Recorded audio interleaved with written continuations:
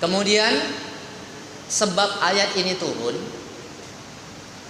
ini surah Al-Baqarah ayat 223 ini diturunkan oleh Allah Subhanahu wa taala, telah diriwayatkan ada asbabun nuzulnya. Riwayat itu dari Ibnu Abbas radhiyallahu anhu.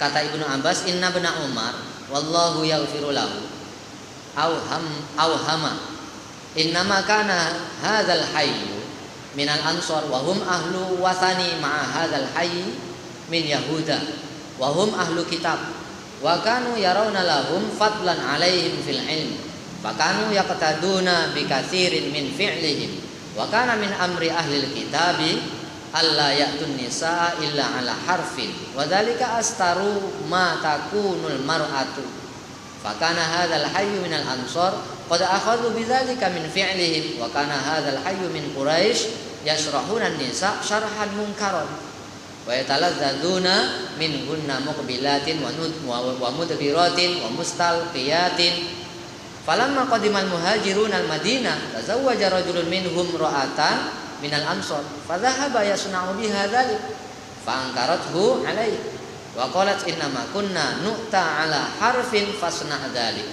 wa illa fajtanibni hatta syariya amruhuma fa balagha dzalika Rasulullah fa anzalallahu azza wa jalla nisaukum harsul lakum fa'tu harsakum anna syi'tum ay muqbilatin wa mudbiratin wa mustalqiyatin yakni bidzalika maudi'al walad.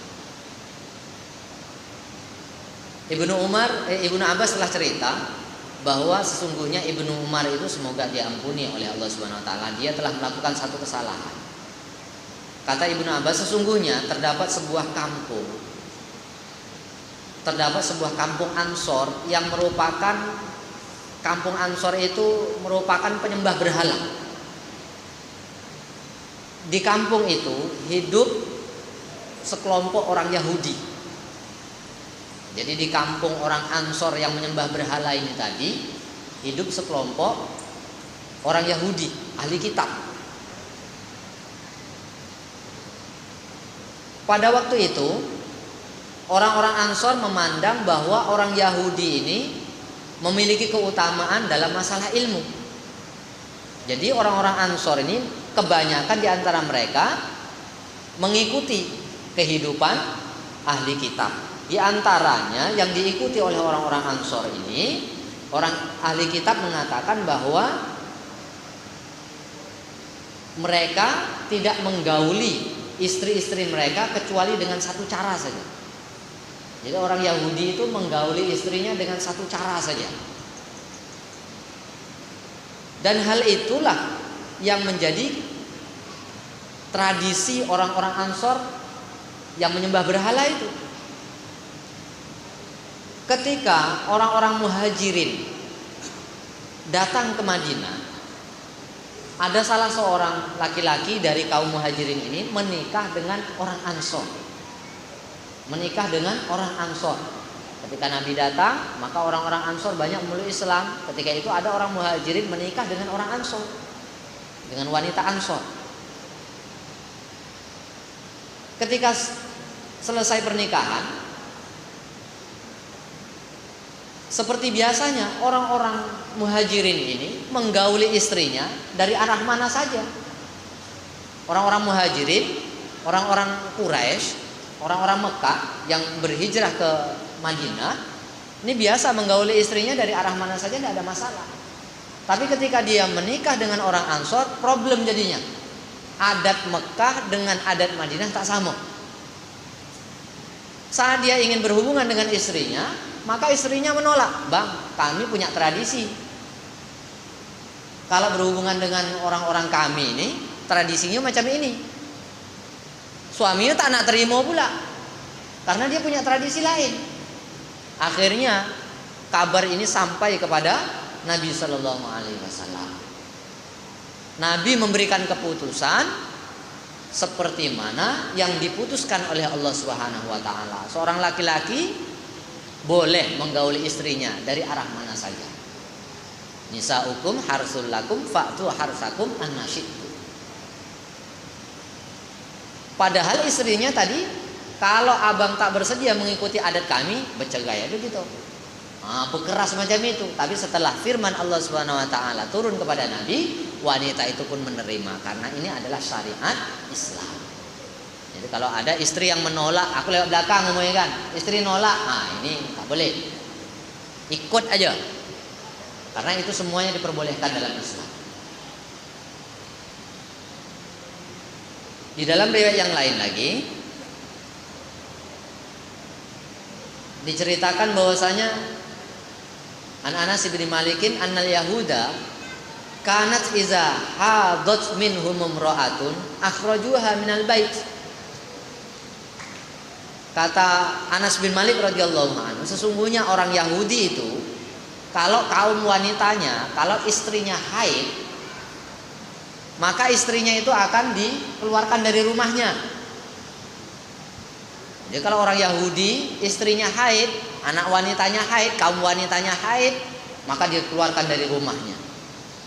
Walau yu'akilunaha walam yusyaribuha walam yujami'uha fil bait. Dan orang itu tak boleh makan bersama dengan gitu. Orang yang haid itu tak boleh makan dengan orang yang tidak haid.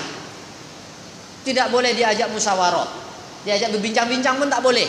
Memang dikucilkan betul lah kalau orang haid nih. Terus tak boleh berkumpul bersama dia, bersenda gurau main-main tak boleh. Pokoknya disuruh menyendiri. Kalau dia lagi haid disuruh menyendiri. Fasuila Rasulullah sallallahu alaihi wasallam anzalik. Maka perkara ini pun ditanyakan oleh sahabat kepada Nabi sallallahu alaihi wasallam. Ditanya kepada Nabi. Nabi sallallahu alaihi wasallam mendengar pertanyaan itu dengan baik. Tidak lama kemudian fa anzalallahu subhanahu wa taala, dikabarkan oleh Allah Subhanahu wa taala melalui wahyunya, wa yas'alunaka 'anil mahid qul huwa adan fa'tazilun nisaa fil mahid ila akhir ayat. Faqala Rasulullah jami'uhunna fil buyuti wasna'u kulla syai'in ghairan nikah. Setelah ayat itu turun, maka Nabi Shallallahu Alaihi Wasallam pun menyampaikan bahwa mereka bertanya kepadamu wahai Muhammad tentang orang haid, tentang wanita yang haid. Maka katakanlah wahai Muhammad, haid itu adalah satu kotoran.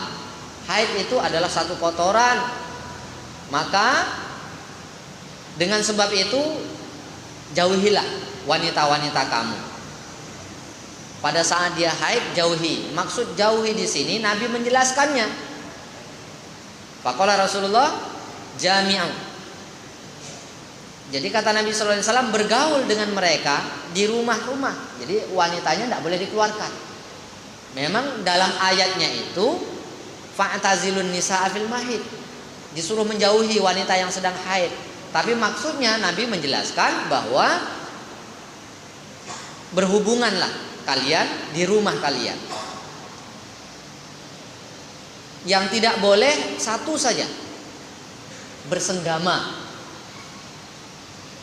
Yang tak boleh cuma itu saja.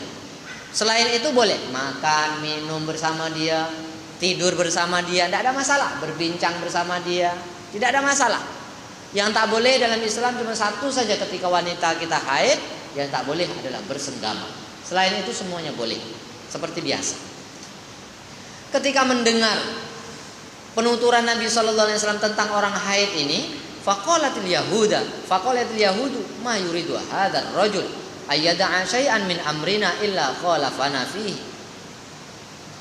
Orang Yahudi pun protes. Ini Muhammad memang sering bertentangan, berbeda dengan tradisi kita, dengan ajaran kita. Tadi masalah berhubungan suami istri lewat depan belakang. Orang Yahudi bolehnya cuma lewat depan saja, yang lain tak boleh. Ini bertentangan. Sekarang bertentangan lagi tentang wanita haid. Orang Yahudi suruh mengeluarkan dari rumahnya, suruh menyendiri. Ini suruh berkumpul pula. Yang tak boleh cuma satu itu aja. Wah, protes orang Yahudi. Cemano nih Muhammad nih. Ketika Faja'a Usaid bin Hudair wa Abbad bin Bishr ila Rasulullah, maka Usaid dan Abbad ini mengatakan kepada Nabi tentang orang Yahudi ini tadi. Setelah mendengar pembicaraan Nabi, keputusan Nabi, orang Yahudi tak setuju, protes. Maka wajah Nabi menjadi merah, marah. Nabi menjadi marah disebabkan kata-kata Usaid bin Hudayr dan Abbad bin Bishr. Innal Yahud taqulu kadza wa kadza, katanya. Maka Nabi marah. Dengan sebab itu seolah-olah, kata Usaid, oh tak ada pengampunan nampaknya orang Yahudi ini, karena marahnya Nabi. Tapi tidak lama kemudian datang orang yang membawa susu kepada Nabi, ingin memberikan hadiah susu kepada Nabi. Ketika itu, setelah susu sampai kepada Nabi, Nabi pun mengatakan, panggil lagi dua orang itu. Karena raut wajah Nabi tadi nampak merah, Nabi menyadari ini akan terjadi permusuhan. Maka Nabi memanggil lagi Usaid dan Abbad. Ketika berada di hadapan Nabi, maka Usaid dan Abbad ini mengatakan seolah-olah wajah Nabi berubah, tidak menjadi marah lagi kepada orang Yahudi. Jadi Nabi Shallallahu Alaihi Wasallam ini orang yang cepat marah dan cepat memaafkan kemarahan, cepat memaafkan kesalahan orang lain.